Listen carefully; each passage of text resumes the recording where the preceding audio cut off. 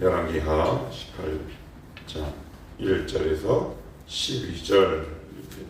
구약성경 593페이지입니다.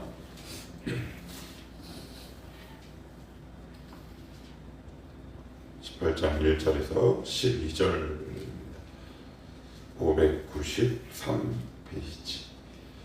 한 절씩 교독하면서 봅시다. 18장 1절로부터 12절. 제가 먼저 읽겠습니다. 이스라엘의 왕 엘라의 아들 호세아 제3년에 유다의 왕 아하스의 아들 히스기야가 왕이 되니 그가 왕이 될 때에 나이가 25세라. 예루살렘에서 29년간 다스리니라. 그의 어머니의 이름은 아비요 스가랴의 딸이더라. 히스기야가 그의 조상 다윗의 모든 행위와 같이 여호와께서 보시기에 정직히 행하여 그가 여러 산당들을 제거하며 주상을 깨뜨리며 아세라 목상을 찍으며 모세가 만들었던 노뱀을 이스라엘 자손이 이때까지 향하여 분양함으로 그것을 부수고 느부갓네살이라 일컬었더라. 히스기야가 이스라엘 하나님 여호와를 의지하였는데 그의 전 유다 여러 왕 중에 그러한 자가 없었으니 곧 그가 여호와께 연합하여 그에게서 떠나지 아니하고 여호와께서 모세에게 명령하신 계명을 지켰더라. 여호와께서 그와 함께 하심에 그가 어디로 가든지 형통하였더라. 저가 아스루 왕을 배반하고 섬기지 아니하였고 그가 블레셋 사람들을 쳐서 가사와 그 사방에 이르고 망대에서부터 견고한 성까지 이르렀더라. 히스기야 왕 제4년 곧 이스라엘 왕 엘라의 아들 호세아 제7년에 아스루의 왕 살만에셀이 사마리아로 올라와서 에워쌌더라. 3년 후에 그 성을 함락되니 곧 히스기야 왕의 제6년이요 이스라엘 왕 호세아의 제9년에 사마리아가 함락되네. 아스루 왕이 이스라엘을 사로잡아 아스루에 이르러 고산 강가에 있는 할라와 하볼과 메대 사람의 여러 성읍에 두었으니 이는 그들이 하나님 여호와의 말씀을 듣지 아니하고 그의 언약과 여호와의 종 모세가 명령한 모든 것을 따르지 아니하였음이라. 아멘. 열왕기하 17장은 열왕기에 있어서 차지하는 위치가 되게 크고 중요하다 그랬습니다. 왜냐하면 북이스라엘이 멸망한 내용을 거의 한 면을 할애해서 굉장히 정확하게 설명을 하고 있습니다. 망하는 데는 그만한 이유가 있고요. 잘 되는 것도 그만한 이유가 있다. 북이스라엘에게 하나님께서 제가 지금 여기 있는 도쿄에 제가 3일 연속 말씀드리는데 아이야로부터 시작해서 호세아 왕에 이르러 망했지만 호세아 선지자가 있잖아요. 우리 왜 소선지서 보면 호세아 수많은 선지자들을 보내시고 이미 전조 증상이 있음에도 불구하고 경고하셨음에도 북이스라엘은 돌이키지 않았는데 어디서부터 돌이키지 않았냐면 느밧의 아들 여로보암의 길이라고 했습니다. 그것이 북이스라엘의 생장점을 꽉 막고 있었다고 그랬어요. 결국 숨이 막혀 죽은 거죠. 왜? 얼마 전에 무슨 좀비 영화 비슷한 거 보니까 자기 목을 꽉 누르지. 하나님이 분명히 놓으라고 했는데 안 놓죠. 그리고 나서는 우리는 하나님께 늘 이렇게 항변하고 원망합니다. 하나님 이 답답함을 치워주시옵소서. 그런데 하나님은 이렇게 말씀하십니다. 네가 누르고 있는 네 손을 펴라. 이렇게. 그게 바로 이제 북이스라엘입니다. 그리고 제가 아까 17장이라고 그랬는데 15장이죠. 17장 맞습니다. 17장이 북이스라엘이 멸망한 이유고 이제 18장에는 이제 우리가 잘 알고 있는 히스기야 왕이 나옵니다. 이사야에도 나오고 열왕기에도 나옵니다. 그런데 히스기야가 누구의 아들이었냐가 중요합니다.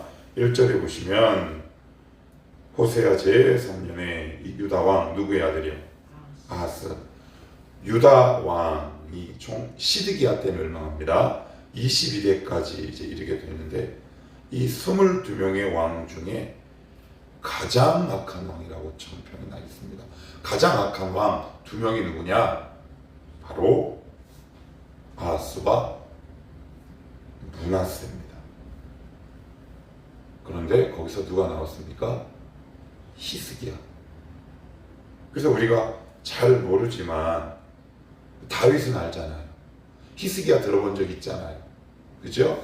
근데 그 히스기야가 누구로부터 나왔느냐? 인신제사를 드렸던 아하스 왕으로부터 나왔다는 요 사실이 중요합니다. 그러니까 이게 무슨 얘기일까요? 신앙은 개별적이고 독립적이다 라는 말입니다. 나 우리 아버지 아하스 때문에 신앙생활 제대로 못했어요 라는 말 성립되지 않습니다. 신앙은 늘 개별적이고 독립적이다. 공동체를 이루지만 그 공동체에 속한 그 개개인을 찾아가시고 만나신 하나님, 그 하나님을 만난 그 정도가 다 다르듯이 신앙은 개별적이에요. 그래서 늘 우리가 꼭 기억해야 할 것 가운데 하나가 무엇이다? 누구에게 묻어가는 것, 개별적인 거죠. 독립적입니다. 우리가 너무나 잘 알고 있는 것처럼 사울의 아들이 누군가요? 요나단입니다. 요나단 사무엘의 아들 아주 형편 없었다.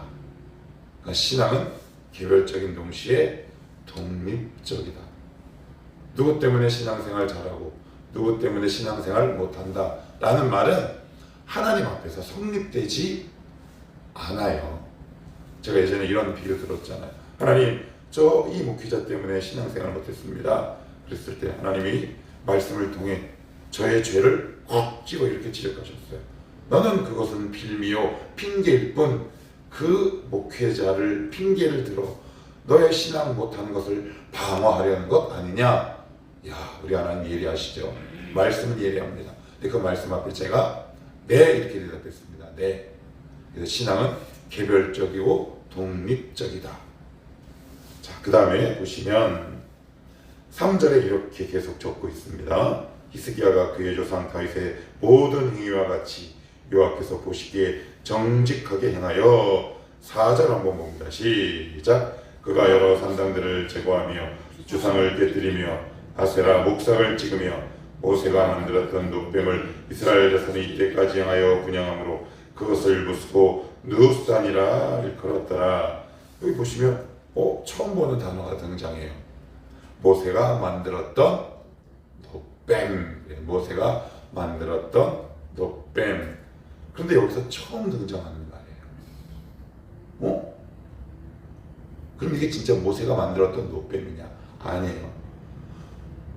모세오경부터 열왕기까지 이 놋뱀을 섬겼다라는 기록이 나오지도 않을 뿐더러 놋뱀에 대한 이야기나 언급이 전혀 없는 것으로 봐서는 여기서 말한 모세가 만든 놋뱀은 그냥 그 당시 이게 놋뱀 스토리 잠깐 설명하면 민수기에 나오잖아요. 광야를 돌다 이스라엘 백성이 원망하죠. 물 좀 주십시오, 식량 주십시오 원망하니까 하나님이 불뱀을 보내요. 그랬더니 불뱀이 물어서 다 죽죠. 그랬더니 모세가 막 기도합니다. 아이고 그래 알았다. 네 기도. 그러면 놋뱀을 만들어 장대에 달아라. 장대에 달아라. 그래서 뭐라고 말씀하십니까? 이 놋뱀을 보는 자마다 살리라. 그 놋뱀입니다. 그런데 이 놋뱀을 어떻게 해서 숭배했느냐 하면 그 당시 가나안 족속 문화 가운데 뱀을 숭배하는 문화와 종교가 있었단 말이에요. 그것과 딱 맞다 있었던 거예요. 그래서 그것과 비슷한, 그래서 이름을 뭐라고 얘기한 거예요? 모세의 놋뱀이고 모양은 가나안 족속의 그것과 유사하게 만들었어요. 어제 말씀드렸어요. 혼합 종교라고. 그런데 여기서 우리가 되게 무서운 게 있어요. 이름이 뭐라고요? 이름이 뭐예요? 여기 보시면 모세가 만들었던 놋뱀이에요. 이스라엘에게 있어서 모세는 누굽니까? 거의 신적인 반열에 있어요. 그런데 그것을 딱 만들고 모세가 만들었던 놋뱀, 그러면 여러분 그거 숭배하지 않을 것 같으세요? 아니 쉽게 얘기해서 지금 한국교회 대형교회 문제가 일어나는 것 가운데 하나가 뭐냐면 원로 목사가 은퇴합니다. 그리고 새로운 목사가 부임하죠.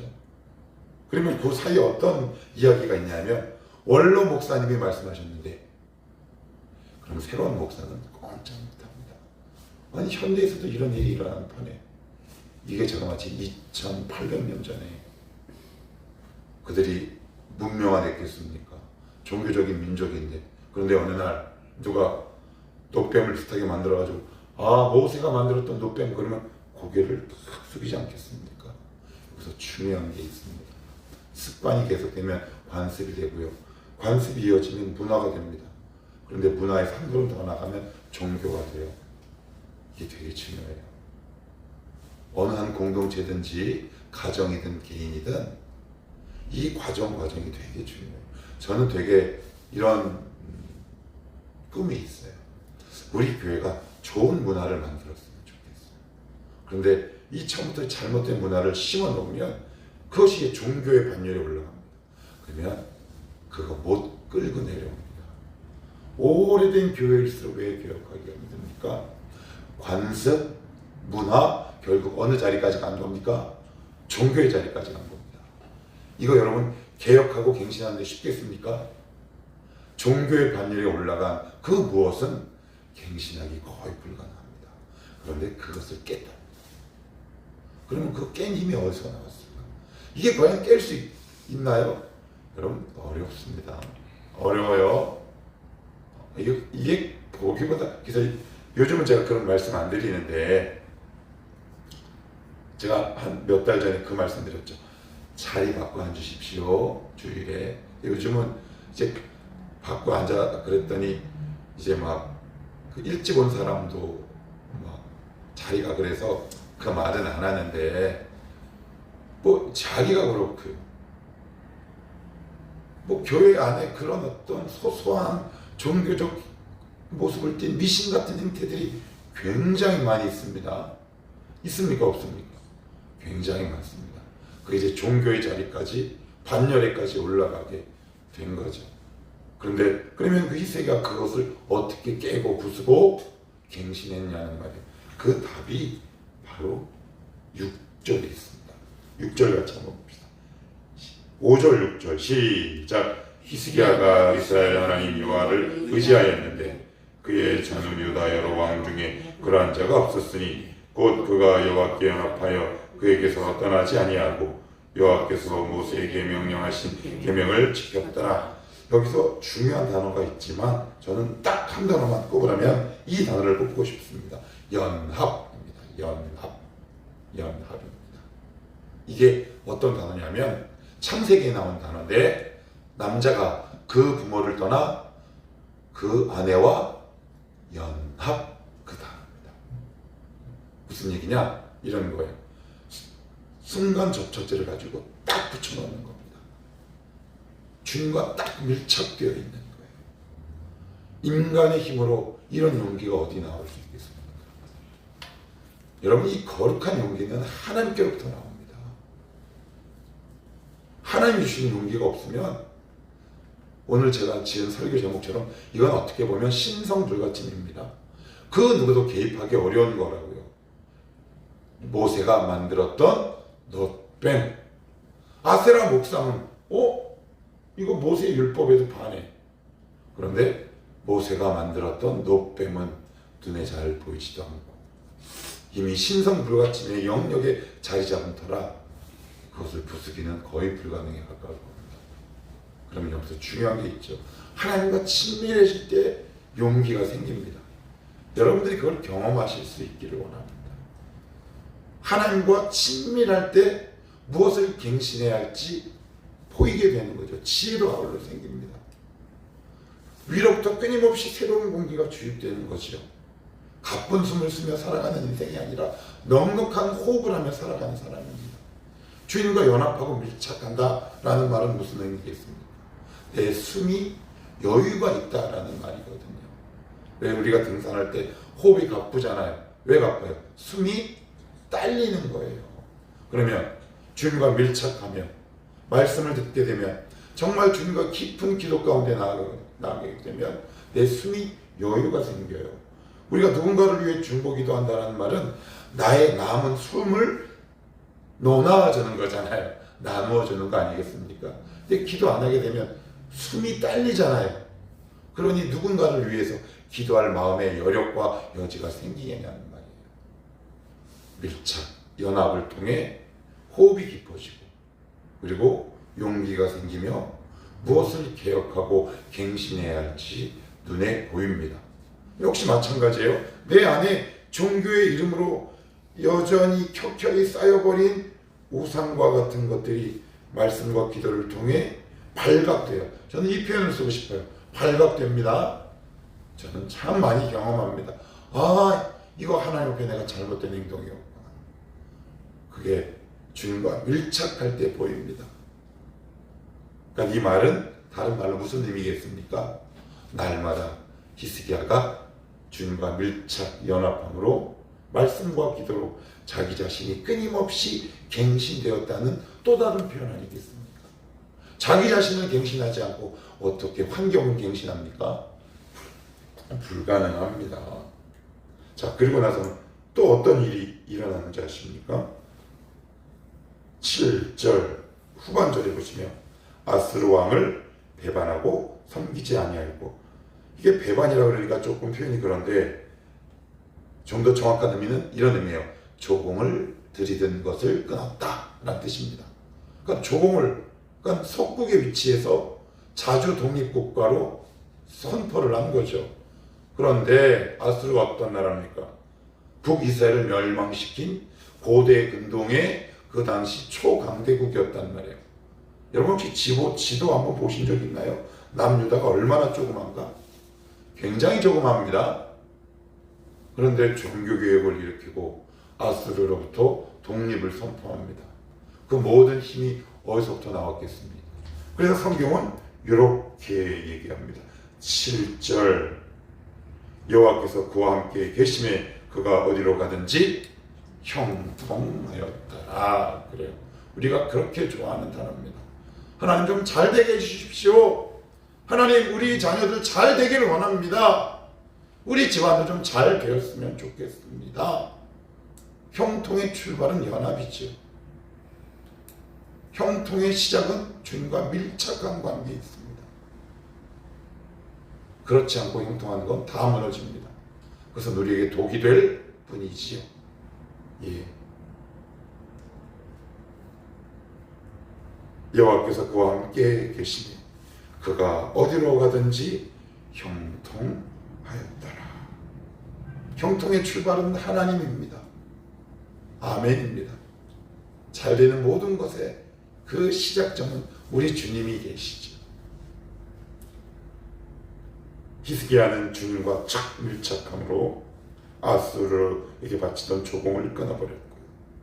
그리고 남유다의 그 오랜 수건이다 여러 가지 아세라 목상과 우상들, 더군다나 신성 불가침으로 여겨졌던 모세가 만들었던 노뱀도 불살라버립니다. 그리고 나서는 9절에 보시면 좀 이상한 장면이 등장합니다. 뭐냐? 이미 호세아는 17장에 이미 망했어요. 근데 호세아 이야기가 또 나옵니다. 이미 망한 왕 이야기를 왜 또 할까요? 읽어봅시다.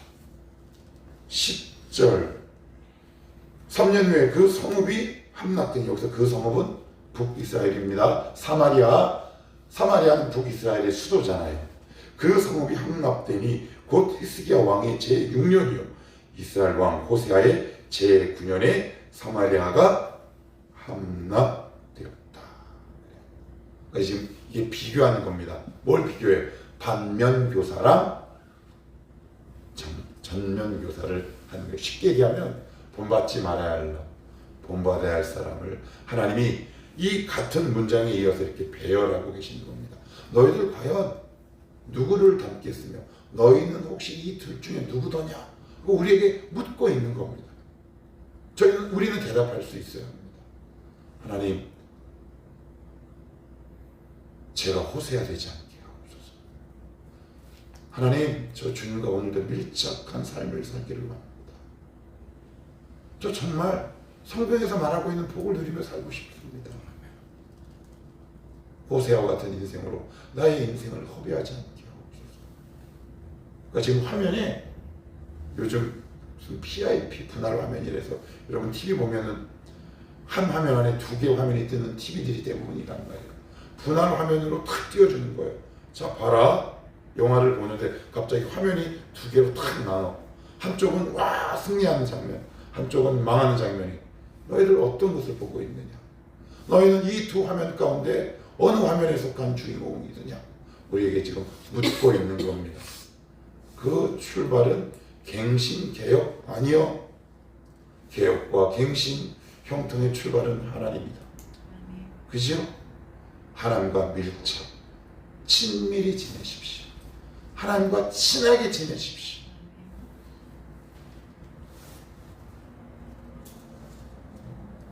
제가 예전도 아니고 최근에 이제 아빠들 그런 거 있잖아요. 요즘은 동전 잘 없지요. 이제 동전을 쓸 일이 없죠. 현찰을 쓰지 않으니까. 그래서 예전에 이렇게 제가 이렇게 동전이 있으면 이렇게 모아두는 저금통이 있습니다. 저금통. 근데 어느 날부터 이게 돈이 없어지는 거야. 그랬더니 우리 아내가 그러더라고. 아빠, 이거 내가 다 썼다. 그래서 저 그럴까요? 그러면서 어느 날도 잠겼더니 500원이다. 내가 써야지 하고. 왜 가져가요? 저랑 친하니까 가져가요. 저랑 친하다. 그러니까 그런 것에 있어서 혹시 여러분 그렇게 하나님과 친하세요? 하나님과 친하게 지내셔야 합니다.